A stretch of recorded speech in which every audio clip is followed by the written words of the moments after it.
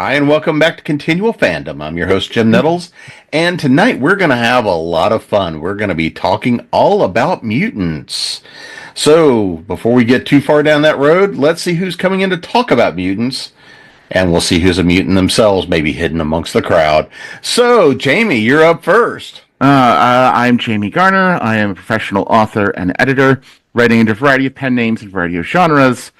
And I think we're going to have a lot to talk about today. Superhero novels is like one of my specialties, so yeah, have a lot to talk about tonight.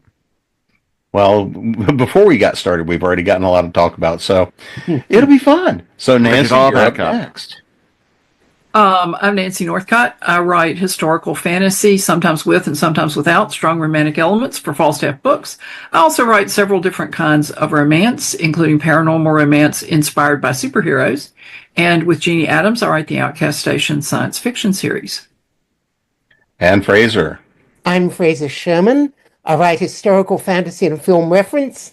My book, Cyborg, Santa Claus, and Satan, about made-for-TV spec-fic movies, includes a number with mutants and superheroes. And for once, I am dressed appropriately for the topic. Good job. Thank you. So, I want to start with the nice, obvious question, right? What's your history with the notion of superheroes and superhero mutants? Since we really kind of want to talk the mutant side of things tonight as well, we're going to make this a little bit more interesting. But, kind of where do you get that start with, Jamie? So, as I think I've said in many panels, when I feel like the second I had conscious thought, I was being handed by my big brother, like comic books in one hand and role-playing games in the other. So I was exposed to the X-Men, obviously from an early age, but also, to even take even further afield, Gamma World was a role-playing game that my brother introduced me to. Lots of mutants in that. Post-apocalyptic novels often have a lot of mutants. And, of course, you have the X-Men, all your classical super mutants, Villains and Vigilantes, really early superhero role-playing game that my brother got me into. So there's a early age constant bombardment since then, because this has certainly not gone away. Thank you, X-Men 97. So, Nancy, how about you? Well, I got my first superhero comic courtesy of my grandfather, and my mother was really not what we might call highly pleased about it, but I was about 8. And it was an issue of Jimmy Olsen. It was Phantom Zone story with Jimmy as Elastic Lad, Superman, and then Mon-El was in it because Phantom Zone story. And I mostly read DC up until about the time I hit college, because especially when I was younger, I had a very limited allowance, and I had already kind of fallen in love with the DC family, and my allowance would only stretch so far. But then I got into college, and other people had some issues of X-Men and Spider-Man, and I thought, well, those are really interesting. So I kind of started reading in my late teens, early 20s with mutants. Fraser? Okay, my first comic book was Justice League of America 30 back in 1964. My first encounter with mutants was an X-Men. I picked up one issue because I had a very limited budget for comics in the middle of the original Sentinel story. The first mutant characters I got to see regularly were Wanda and Pietro during the Kooky Quartet period of the Avengers, which is when I started reading the book and following it faithfully. So, the first time I ever really thought in terms of heroes and villains as mutants, right? We've seen a lot of them fall through the labs. We've seen a lot of things happen by magic. We've seen a lot of different ways people gain their powers, by which change happens. But it was, for me, that first introduction to X-Men, which kind of was like, oh, wait, this is a mutation from, quote unquote, basic human. And so, just to really start the big discussion, I want to kind of define, how do we define what's a mutant versus what's not? And, as we kind of started alluding to a little bit before this got started, and this is what got things even a little heated before we hit the cameras on. So I'm looking forward to that really ratcheting up. But I've always been fascinated by that notion between what is science that creates the mutant because somebody went in tinkering with a gene or an experiment goes wrong, or if it is something more along the lines of a magical mutation or magic embeds and imbues, or sometimes we just don't know. But Nancy, what's a mutant to you and what makes someone a mutant? To me, a mutant gains powers from genetic alterations that are not, so they're not congruent with the rest of us after that. Spider-Man to me would not be a mutant unless the radioactive spider bite altered its genetic structure, and that's what gave him the powers. Same for Captain America.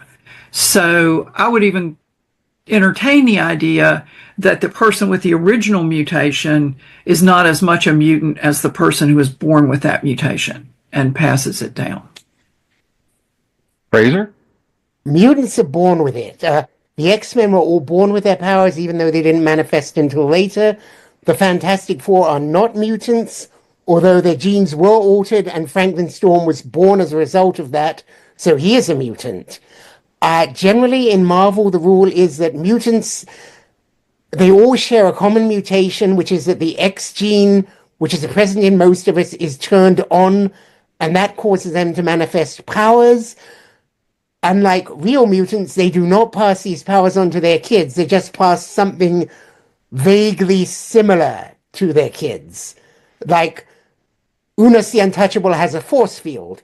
His sister can manifest like an energy exoskeleton, which is sort of like that, but not quite.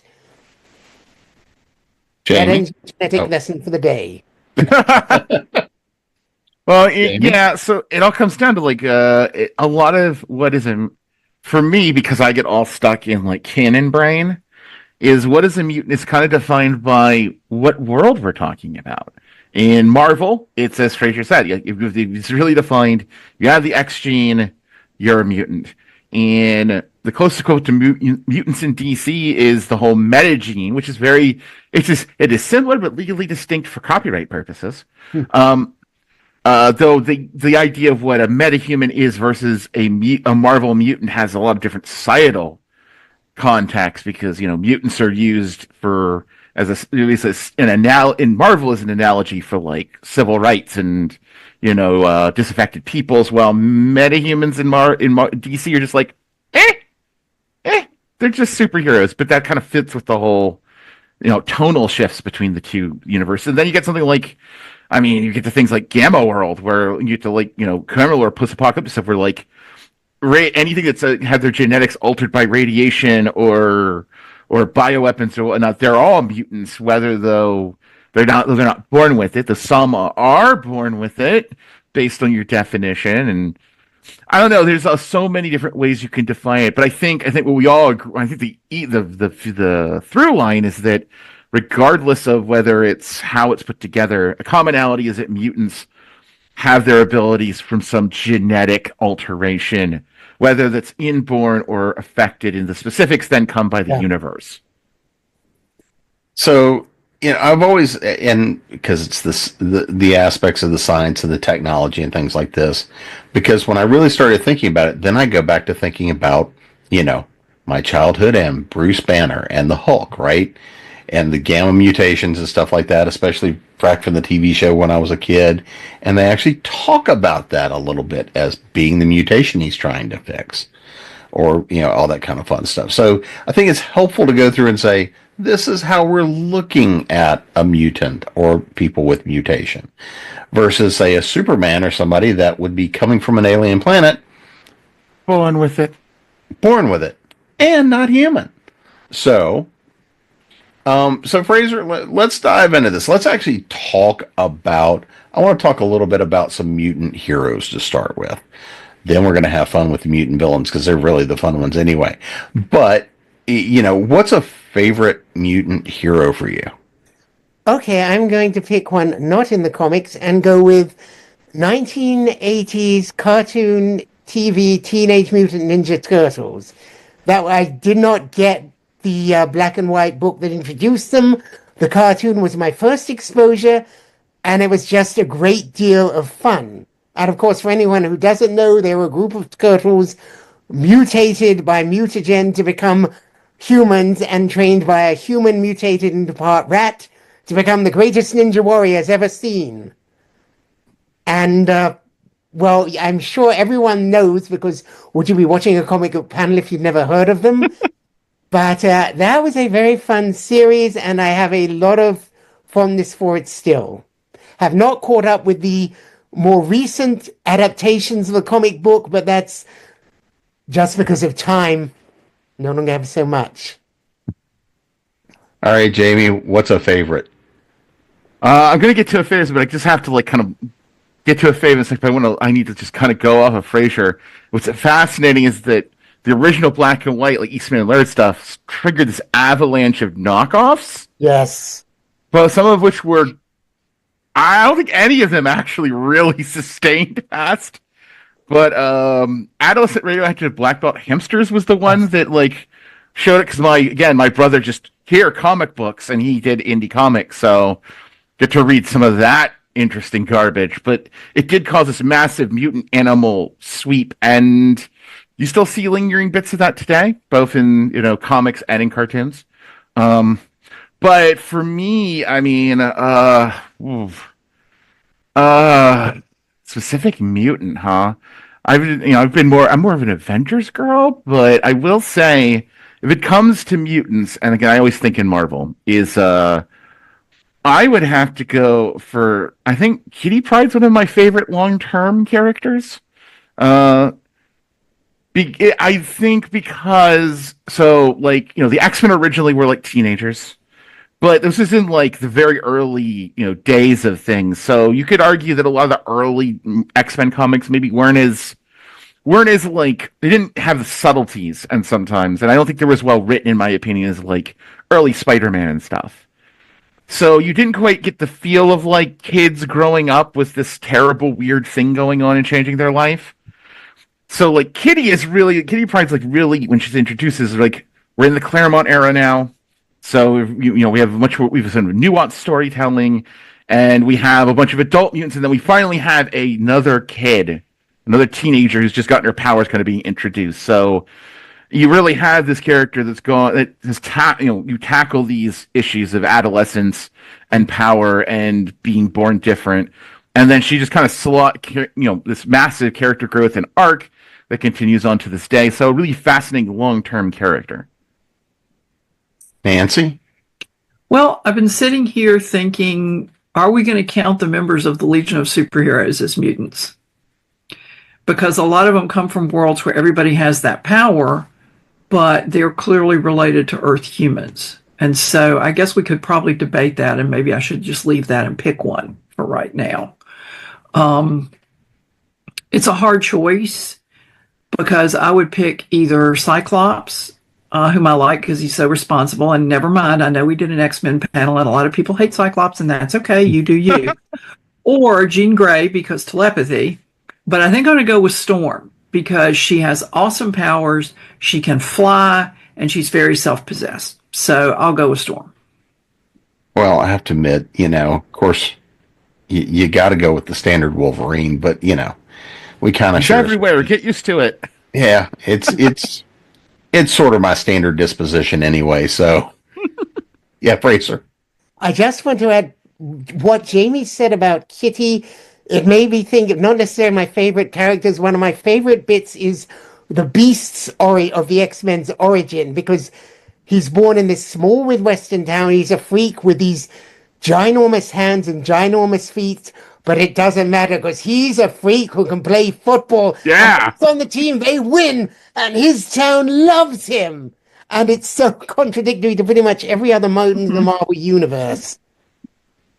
Well, and that kind of leads to one place I want to go next, is talking about how we see mutants in the movies, right? Movies and TV. Because, going back to X-Men, Beast was always one of my personal favorites. Big and blue, but kind of furry. I can relate a little bit. But even beyond that, very smart, very elegant, and while had all of that power, went to the mind first before going and just beating the hell out of somebody, right? It was the physical action was the last resort because he knew that he had that as an option. But it was the intellect that I always thought was fun to watch, encased in a body of strength and everything else. And yeah, play a little football. But so looking at that notion, when they finally brought Beast to the screen, we got to see him in the X-Men. It was one of those things I wanted more of him, right? We didn't get but little flavors and little tastes. So, Jamie, when you're thinking about maybe some of the movies, TV, anything you've seen in film, and it doesn't necessarily have to be Marvel or DC or anything, what do you think somebody's done well with a mutant on film? Well, really kind of. I am going to have to stick with. I'm sticking with Marvel for the moment, just because it's just the recent stuff that's really hit me. I think there are two particular, and I'm going to have to name this. Really comes down to actors, perhaps as much as anything else. But I think two actors, and because they have embodied these characters so much, sort of like instantly brings them to like they are done well by the sheer force of the actors. Sometimes through not just the sheer force of them acting, but the sheer force they put behind trying to promote the characters. Deadpool. Honestly, the first two Deadpool movies are just dead on, like good, perfect for the character and embodied by a thing, and treated well, both in terms of both the humor and the like tragedies. It's not just a funny. There's not funny haha movies with bang bang shooty guns. And specifically Logan, the movie Logan. I mean, Wolverine in that movie, very specifically. I mean, I think Hugh Jackman does a great job embodying Wolverine in a lot of other ways, in a lot of other roles, but very specifically Logan really is just like, because it hits the tragedy, but also the potential renewed hope of the whole like mutant metaphor in Marvel as this disaffected group, as these marginalized people who weirdly have great power, but aren't able to wield it in the way they wield it in the destructive ways it leads to the downfall in society. It's so yeah, no, those would be my picks for like movie depictions that are spot on. Well, and with Deadpool and Wolverine, you know, the comments about him finally getting to put on the real suit just were kind of priceless. Mm-hmm. Yeah. What about you, Nancy? What's one you think you've seen done well so far on the screen? The depiction of Nightcrawler in the first X-Men movie made me more interested in Nightcrawler than I had ever been from reading him in the comic books. And I think that's partly because we really got to see the emotional impact of his past of being treated totally like a freak, because it ran through his first encounter with Jean and Storm, and then it kind of was still hinted at there through the rest of the movie. And I thought Alan Cumming was just brilliant in the part. So I'll go this round with Nightcrawler. Well, I think that's a good point with Alan Cumming in that role as well. A very young Alan Cumming, but I'm waiting to see what he does coming back in it in a little older character. So Fraser, how about you? I will go. Okay, rephrase the question again. Well, look, somebody you think has done a mutant well on screen. I will go with Anna Paquin for Rogue, simply because I like the character who has if you don't know, she has the power to absorb life force and superpowers from anyone she touches, and she can't turn it off. So she has to stay away from people, and Paquin's just a good actress, and she does a great job in the role. So kind of playing with this idea, because one of the things that I think we all look at is that notion of, if I woke up tomorrow with mutant powers, right? How do you make those decisions about hero or villain and how you're defining that, right? Because if we think about somebody like Magneto, he thinks he's the hero of the story. It's all about the perspective we have in coming into the story. And a lot of the time, if somebody, gave me certain powers tomorrow, I'd be in trouble. Let's just be honest. But so Nancy, looking at the notions of when people grow into mutant powers or they go through a mutation, a lot of the time we see that question of which way are they going to go, right? We're used to seeing the superheroes and the supervillains. What are the things to you that you see that really help solidify making that decision when we see it out of the characters? Well, I think in part it's the character's basic values that are established to begin with. And Magneto, is an example that you just cited, but he's shaped by his past during the Second World War. And so you can kind of see where Magneto is coming from. And so I think there'd be a lot of temptation to, just fudge things a little here and there. But I also sort of think the people who will uphold an oath don't really need to take the oath. The people who won't can take it till the cows come home and it's not going to make any difference. So I think it's the basic values of the person, and that, they might freak out for a little while and do a bunch of weird stuff, a bunch of selfish stuff, even some destructive stuff. But I hope that in the end, they would come back to their core values and apply these powers to them. Fraser, how about for you? This is slightly off the mutant topic. I'm going to go with it anyway. About 20 years ago, Kurt Busiek did a Heroes for Hire series Power Company at DC, which consists of a wide variety of superheroes from different roles and backgrounds and origins. And one of them is Stryker Z, and he got superpowers in a freak accident, so whether you count that as a mutant or not. And at one point, somebody's asking him in an interview, so you just got powers in a freak accident, and you thought, I'll go fight crime and be a superhero and put my life in danger? You just decided that? And he's like, well, yeah. And it's obvious they're trying to interrogate the whole Busiek, because he does things like this. Look at the idea of people who get the powers in freak accidents and then just decide to become superheroes or supervillains. And the book didn't last long enough to come back to it, but it's fun in looking at the way most comic book characters make that decision without thinking twice in a lot of cases. Jamie, how about for you? It is a great topic. Here's the deal. Again, there is, as Nancy said, there's an intrinsic, moral fiber, I guess, that a lot of people have. Your own character. But there's also, I think, an important thing that's usually dealt with a lot of, especially mutant coming of age stories. Again, a lot of Marvel, but I think we see this in a lot of, I think you can also see this in a lot of stories that deal with especially a younger character, teenagers then gaining powers, whether naturally or from some outside source. There's a lot of the environment around them it has a big effect. Some people, especially if mutants especially if you are radically changed by the powers physically, there can be a lot of strange and crazy reactions that normal people can have.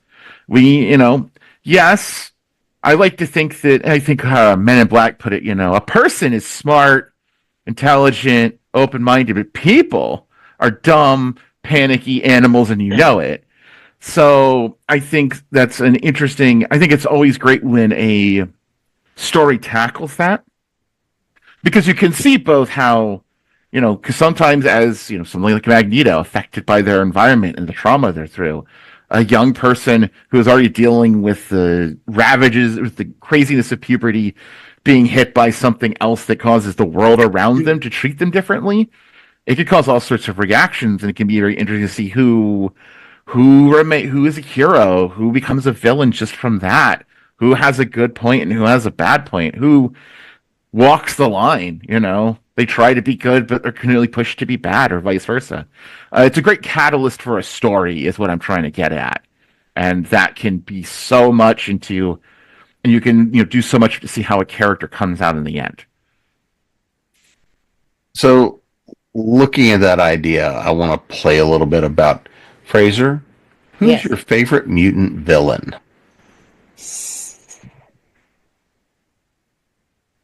Can you come back to me? I'll need to think on that one for a second. Sure. All right, Jamie, back to you. Favorite mutant villain? Okay. Well, I kind of have a two-pronger. Sure. Because you get one of Fraser. there's one character that's my favorite in terms of I think is a fantastic, fascinating character who we've already touched on, and that is Magneto, because he is both hero and villain. God, I want to say like three, because I think Emma Frost, the White Queen, also plays in that same thing of being. They're both very heroic figures and also be villainous and manipulative and do extreme things. But for my very different pick, Mr. Sinister, because not because I think he's like a great villain or anything, though he's really popular, is that he's like the mutant villain I think of when I want to think of a villain that loves being a villain, which can be delightful sometimes to read or watch on the screen. That villain just like, oh no, I'm totally evil, totally out for myself, and I love it. And that can be just incredibly entertaining. Characters like Magneto are great because they're complex and interesting and fascinating, and then you have the God, I love that you're evil, and I'm there for it. Yes. Nancy? I'll go with Mystique, because Good I choice. really thought the origin that they gave her in the movies, I'm not the origin, the arc that they gave her in the movies, from being Charles Xavier's friend and then kind of on his side, especially in X-Men First Class, and then going over to the dark side, as it were, was really interesting and to me sympathetic. And also she's got awesome powers. All right, Fraser. I'm going to go with Sebastian Shaw comic book version because, sort of like what Jamie was saying, he is not complex, he's just a prick. He He's is, a rich jerk. yes, as the comics blogger Stephen Atwell once pointed out, the Hellfire Club mutants are the first villains in the MU who do not primarily identify as mutants. They aren't concerned about mutant kinds. They want to rule the world, but because they are the 1%. They are rich, they are powerful. Having mutant powers is just a bonus. They can talk quite casually about using the Sentinels against other mutants or dissecting other mutants to duplicate the X Factor and sell it, because as far as they're concerned, anti-mutant prejudice is not a problem for them. They're above that. They can use it. Mm-hmm. And he's a complete shit. Yes. Well, that's my kind of villains. So one of the things that I always find fun to play with, and we've kind of alluded to this some in this, is the notion in story. A lot of the time what we see as the heroes amongst the mutants are ones that are trying to protect humanity from the ones that have decided, nope, we're above humanity. You know, the ones that are coming there, they're being quote unquote the villains. And this is one of those things that I always find really fun, is because we see a lot of messaging, we see a lot of allegory around the mutants as other and how they fit into culture.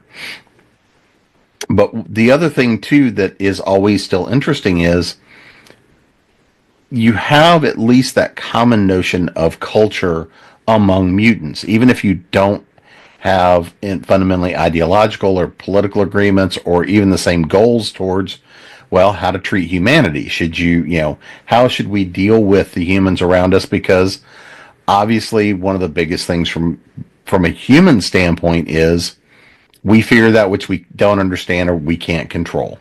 And if all of a sudden tomorrow somebody plopped, somebody down that has a bunch of power that no other human being has, and we don't necessarily know what are the implications for that for humanity, for people in general. Obviously, the natural reaction is going to be looking, what do I do with that? More importantly, what does that mean for me? What risk does that pose? So, Nancy, I'll start with you on this one. For that notion of mutant culture, right? That idea of, even though the two sides may be going at each other, what are some of the fun aspects you've seen, or meaningful aspects, or whatever really speaks to you in terms of when we see collections of mutant stories and how they handle within their own culture? Well, I think that goes back to the values of that culture too, because I was just thinking about the X-Men movie with Pyro, who is one of Xavier's students and then goes over to Magneto because he buys what Magneto is selling, which is that we have to protect our kind first. They will get us if they can, and it's us against everybody. Whereas the ethos at Xavier's school is we're going to stick together, we're going to help each other, but we're also going to help anybody else who needs help. And so, and I think that is partly a culture of values. And so it depends in part on which one you come up in and how you react to it. Because everybody else was exposed to Magneto's argument and they didn't go over to his team, but Pyro did. So I think it's kind of walking the nature-nurture line a little bit. Fraser? One of the things which, this is slightly off topic, sorry, but it drives me nuts is that in the real world, mutants protesting or standing up without violence or defending themselves against attacks without, like, killing human beings would be a thing, because that is how most reform movement and protest movements have gotten the results. And in the Marvel universe, your choices are either be noble and try to be a model minority like the X-Men, or kill all the humans like far too many of the other side. And there is no acknowledgement that there is an alternative, that you do not have to be, to paraphrase the White Queen, the sheep or the wolf. And that has always seemed to be like a weakness in the, well, since I was old enough to think about such things, a weakness in the X-Men stories, and affects pretty much the culture on both sides. If there was a civil rights protest for mutants, Cyclops would make speeches about it. You're just making the humans angry and you shouldn't do it. Magneto would find the diner where they were having to sit in and drop a rock on it. Jamie? Unfortunately, yeah, that's actually pretty accurate. But I think, so I think the interesting thing really is more how it is assumed that mutants would have a culture so quickly. I think the thing, because a lot of marginalized people do create subcultures. I'm in two of them. So, but it's mutants are often kind of like depicted in a lot of things as extraordinarily rare. Or if not extraordinarily rare, like suddenly coming to the fore, where there's suddenly more of them than there ever were, enough to form the nucleus of something. So I think it's just a fascinating look at how fast a subculture can generate itself, especially one that is so spread and disjointed. I mean, it could very well be that we create this commonality gets created by having really powerful people who serve as these beacons. It's the classic, again, we're using X-Men a lot because it's easy and everyone knows it. But, you have your Xavier school of thought and your Magneto school of thought, and they're both very powerful, prominent, and famous. So they create these clusters of culture around themselves. And because they constantly interact, those two sides then create that connected universal culture that then has the factions within it. I think it's interesting because it's interesting showing that as a dichotomy versus, again, we're going to use DC. Metahumans there don't have a culture. They're just, well, if you're born with powers, you're a metahuman. Doesn't really mean anything, except for the few weird specific storylines where it does. So it's one of those like, hey, it's very interesting how it can be tackled either way. And then, again, you have some fictional things where, like, mutants are become actual, like, considered their own species, where humanity is just one among many, and that has its own different. That is a very different cultural analysis, because you have these things that breed true and such than we do with like Marvel or DC. So, and Fraser, I'll come back and start with you on this one too, but looking at mutant stories, because I think that there's a lot of things we can pull from them. There's a lot of, because again, it's really good for commentary. It's really good for allegory. It's really good for coming in and speaking of the other, but it also is one of those things that provides a reason why you can have enough people that have power, enough that have opportunities for conflict and opportunities for different points of view. If we're looking at something like X-Men and some of these, but in other stories, these mutations, we don't see that necessarily. We don't see a lot of people who have mutations and powers coming out of that in certain stories. So with this, from this aspect, and I mean, I know it's really easy to look at the Marvel universe because it's, in a lot of ways, it's become the cultural standard now. But let's look at something outside of necessarily the Marvel universe. Where do you see, what's a fun storyline? What's something that really kind of resonates with you in more of mutations in heroes and villains, but outside of the Marvel universe? I would say I'm arbitrarily going to pick. There was a Legion of Superheroes character, sorry, Nancy, who was specifically identified as a human mutant, Chemical King. He was born with the ability to affect the rate of chemical reactions, so he can stand next to a new building, and, well, when he was an infant, his power went off, and the brand new hospital, all the girders suddenly rusted. And so that is a strange power, and they did. Robert Loren Fleming, who was a much underused writer, did a little biography of Chemical King many years ago, long after he had been killed in the Legion, and just showing how strange he was and how much of an outcast, partly because his powers caused freaky reactions before he got control of them, and because he is so useful. You can put him in a lab and say, okay, can you speed up this protein catalysis reaction like 300% so we can get more data? And they worked him like a dog before Invisible Kid finally drags him out and gets him into the Legion. And that was just a fun storyline with a mutant who is both outcast and awkward, but not like complete pariah. And it was an old issue of Legion of Superheroes, a Secret Origins special, and it's a lot of fun. Jamie? So we are favorite stuff outside of Marvel and DC. Outside of Marvel. I'm gonna make you Marvel. Oh, okay, good. Then outside of Marvel, not in Marvel. I'm making. Okay, I figured. I just want to make sure I got my parameters right. So I'm gonna go with something completely like outside of anything we've talked about.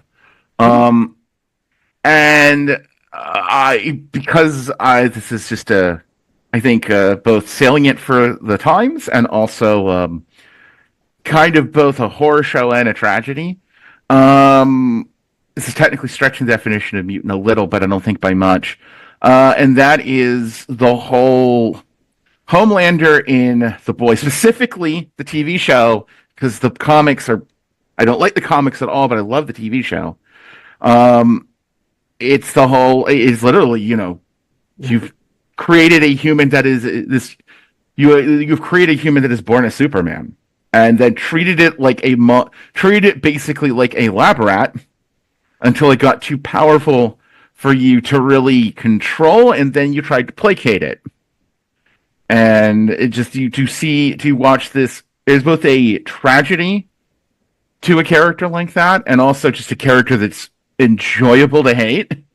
And a lot of how the world reacts to it is kind of very sadly poignant and important to look at when looking at modern society and how things have gotten crazy in the world. But I think it's for taking a IP comic series that was just basically shock and schlock, and then turning it into something that actually has a point and has balance and strange levels of nuance while still being a bit shocky and schlocky.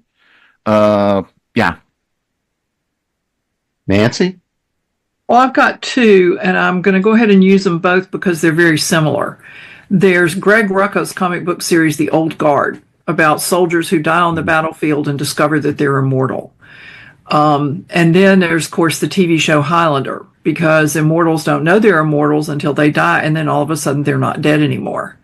And so there are all sorts of interesting issues with what to do with power, what to do with your immortality.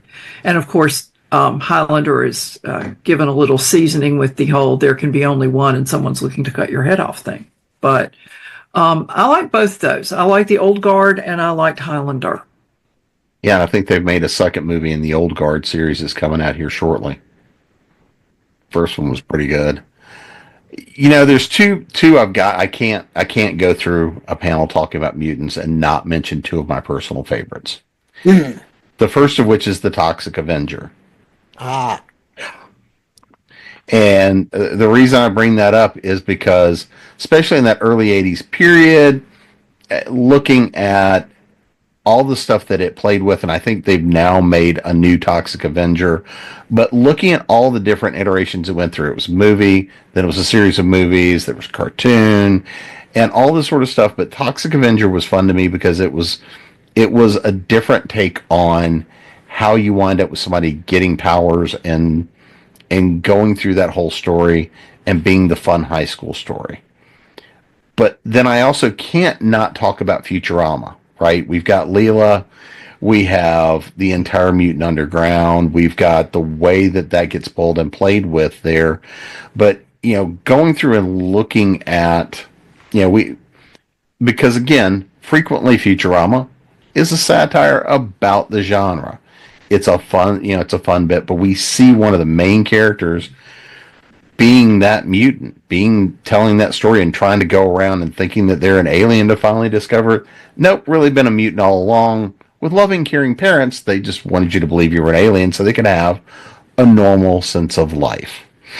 And that was one of those things that we saw in Toxic Avenger was going through that, especially in the cartoon series, was trying to find that, yes, you're a mutant, but how do we now get you to a normal sense of life? So, Jamie, I want to kind of throw this. Out of all the mutant stories, right, when we look at some of the fun ones, we see a lot of that notion where who they are do they allow themselves to be defined because they're a mutant, or is being a mutant just simply part of who they are but doesn't define who they are? And if so, who's that character for you? What arc really defines that for you? Which one do you which one do you like to see? That is a good question. The concept itself is great. It's great storytelling. As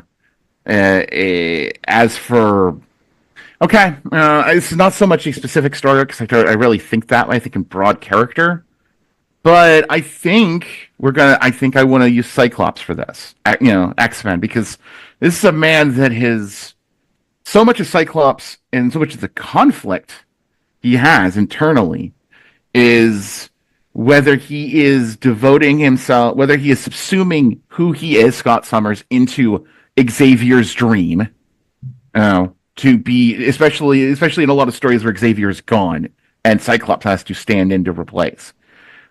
Is he subsuming himself and throwing away his life to fulfill this dream and this great guiding principle, and thus become basically, I am mutant first. I am not just a mutant, but Xavier's like heir. That is who I am. Versus I am a man who, wants to have a family and maybe have a normal life and maybe step away from all this madness and have a kid that doesn't instantly get time traveled off to the far future, then become a grim gun-toting mercenary guy. I don't know. Yeah, but it's interesting because it's a constant refrain that he, I think, more than a lot of X-Men characters deals with. And he doesn't, and how he chooses changes because he changes as a person and a character as he gets older, gets more experiences. His answer is not always the same when the question's put to him. And I think that's a definition of a great character, is one that flexes and changes as he or she continues through their arcs. Nancy? Well, I've been thinking about that while Jamie was talking.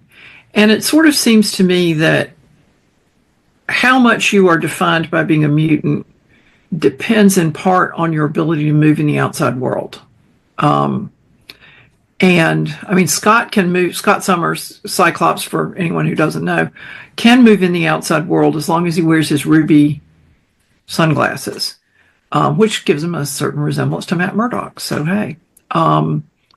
But Rogue, for example, always has to wear those gloves. And so I would think that she was largely defined by being a mutant. And so I would think, can I go outside the Marvel Universe? Absolutely. Anywhere? I would think the people in Highlander, because they're immortals, but they lead full lives without that. The only difference it really makes is if they're in a car crash, they're going to walk away from it. And there are people out there coming for them with swords. But other than that, they have relationships, they have families, even though they know that the person that they're married to is going to die long before they probably will. So I'd say they're the ones who are the most who have the most options for moving through the world and building a life. Well, and one thing, but in the Highlander universe, they have one other thing as well, which is they're not procreating. Well, that's true. You know, I'd forgotten about that, but you're right. They're not. So I mean, that's going to be one of those things that comes into play too. Fraser, how about for you? First off, I'll mention there is a Toxic Avenger the musical. Look it up. Yes, there is. You knew it. Good. I will go with the Beast because he is one, and of course, as with any character who's been around for about 60 years, it goes back and forth on this, but when he joined the Avengers, which is where I first really got to know him, he had me... When they spun him off after the original X-Men got cancelled, they spun the Beast off into his own series, which is when experiments with mutagen got him turned completely mutated into blue and hairy, and he spent a lot of time angsting over the fact he couldn't be normal anymore. Then between the end of that series and his applying to join the Avengers, he went off, did some hallucinogens, they couldn't come out and say it, but they meant it, contemplated life, and finally accepted, yeah, why not? I'm blue and hairy. I'm still me. So he joins the Avengers and becomes gloriously funny and absurd. And that he is a mutant. I mean, he's on a whole team of superheroes who are not mutants, and he's cool with it. And so I do not think at that point he let his mutation define him. Although, yeah, it has come and gone since as he has joined the X-Men or left the X-Men or turned evil, God help us, etc., etc. Look, if you're going to be a mutant, you ought to at least get one turn in the comics to be evil. Okay? I don't care who you are. You ought to get at least one turn to go villain. Just to see what it feels like. Okay. That's all right. Anyway, so Nancy. Yeah. I'll start with you on this too, but you know, for somebody that's wanting to get into mutants, or maybe they have been because again, they're now, I mean, seeing X-Men and seeing mutants in culture has, we've had it now for a long time. But if somebody's really wanting to know what's a fun spot to start or a fun arc to go with, what's one of your favorite arcs, whether it's regardless of what universe it's in? One of my favorite arcs with mutants is Gail Simone's Domino miniseries. Domino's a mutant. She's been a prisoner. She's been experimented on, but now she's a bounty hunter. And she and her two female besties go around kicking butt and solving cases, and various other Marvel characters make an appearance. And it's finite. The part of the problem is, where do you jump in if you're going to tell somebody X-Men? For X-Men, I would actually say the Chris Claremont graphic novel Days of Future Past, but it's hard to find. So I'll just say, if you want to start with mutants that aren't mutant heavy, by which I mean it's not all about being mutants, I'd start with Domino. Fraser? The question is, an arc we'd recommend? Yeah, something you'd recommend, a personal favorite. Where would you tell somebody to try to start? I don't know if there's where to start because, recommending Silver Age comics is a crapshoot, even if they're really good. And the X-Men were not the best, but there is a brief run while Jack Kirby and Stan Lee were on the book and before they left the book where it all comes together. It starts when the Juggernaut shows up and Professor X is telling the team his life story while something is smashing through all the defenses he has had them build around the mansion, nothing stops. I mean, the Juggernaut was created in Korea during the Korean War, and he simply, when he got his powers and climbed out of the tomb he had been buried in, he just walked across the Pacific to get to, and then up into North America to find his hated half-brother. And now he's there, and it is in a very effective build to the story, followed by the first Sentinel story, and they are, it appears, almost omnipotent and scary, and they were the first villains who really want to kill them because they are mutants. They are the first and original mutant haters, and that's kind of creepy and not typical for a 60s Silver Age comic book. And then there is a follow-up two-parter where the X-Men are going back to the mansion and somebody has taken it over, and one by one, exhausted from finding the Sentinels, they are trapped and then set in a death trap. And the end of the first half, Jean's parents show up, and Magneto introduces himself as the only person at the mansion now. And that short run was really good for Silver Age X-Men. I don't know if it's what I would recommend, but I have a great fondness for it. Jamie?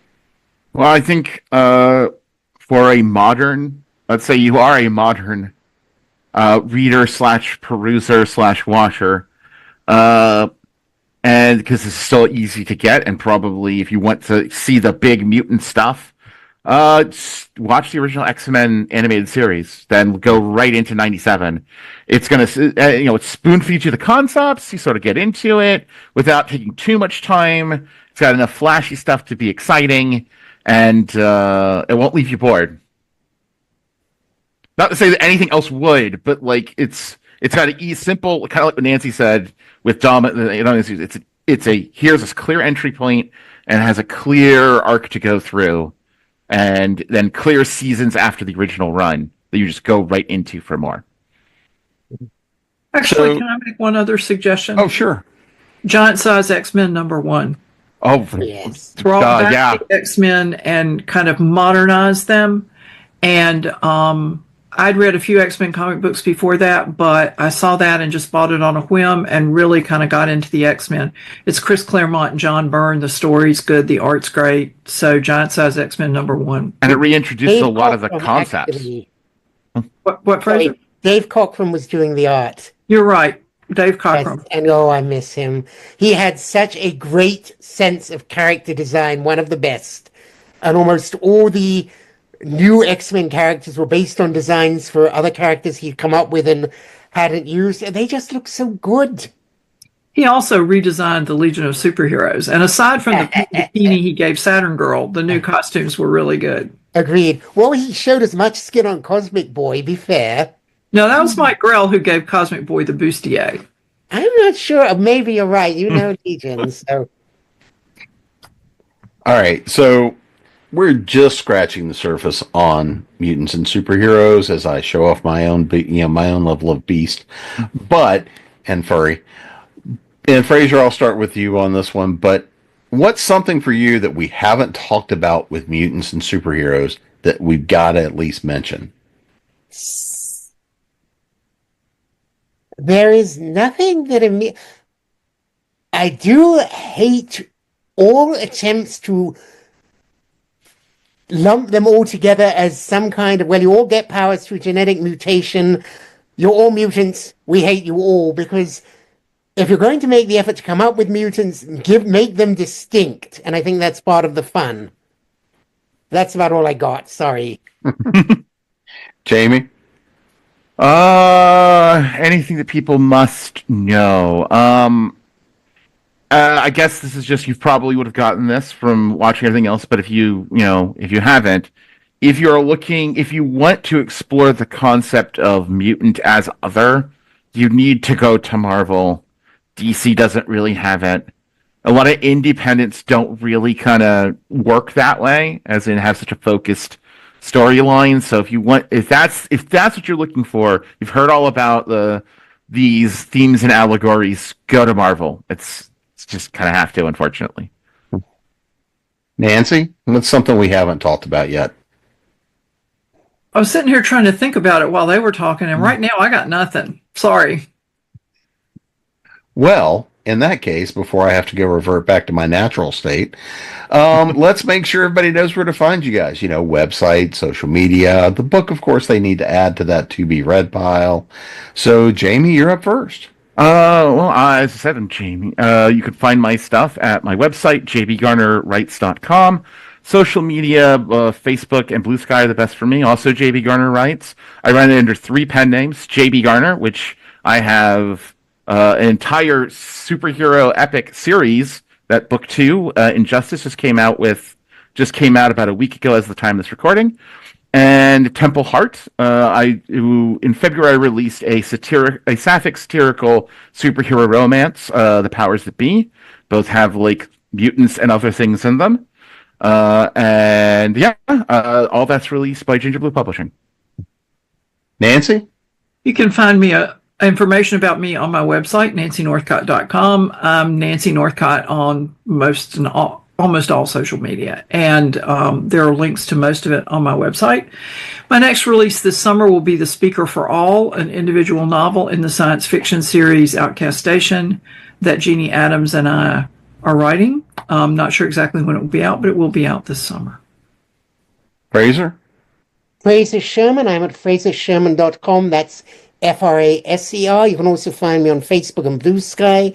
My books, Historical Fantasy and Film Reference, on most major platforms, and you can find a list of them on my website, including this one, which includes the mutant TV movie Generation X, very badly adapting Marvel's comic book of the time. And I also blog about comics, including Silver Age X-Men, over at Atomic Junk Shop. And you can find me at jamespnettles.com, authoressentialsworkshops.com, creatingpros.com, and of course here at Continual. And we will see you again soon.